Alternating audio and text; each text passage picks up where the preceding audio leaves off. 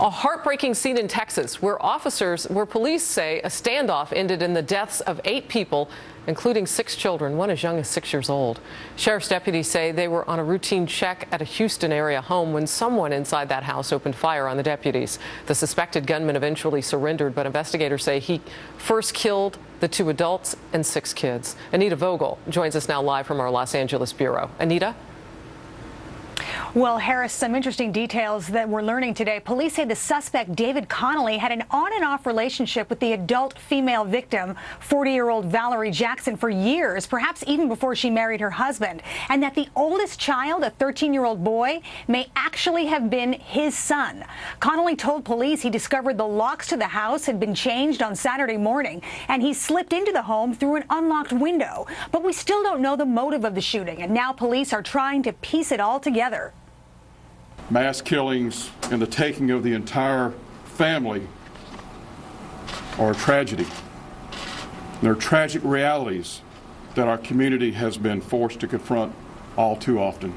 The impact of such an event of this nature can be felt throughout the ranks of the Harris County Sheriff's Office, throughout the ranks of law enforcement, and throughout the world. And the details coming out are pretty gruesome. Police say in addition to gunshot wounds, most of the victims were restrained with handcuffs. David Connolly is being charged with several counts of capital murder, and he's being held without bail. Harris. You know, I was reading just how tragic and heartbreaking those deputies felt as they were walking up onto that scene. And I know that in this area, this is not an anomaly. Yeah, you're right. Sometimes, Harris, truth is stranger than fiction. Another very similar incident happened about a year ago, last July, about 15 miles from where last night's shooting took place. 6 members of the Stay family were murdered by an estranged family member who dressed up as a delivery man, forced his way into his sister-in-law's home, held her children at gunpoint until their parents arrived, then tied them all up and opened fire, killing 4 children and 2 adults. One young girl survived by playing dead.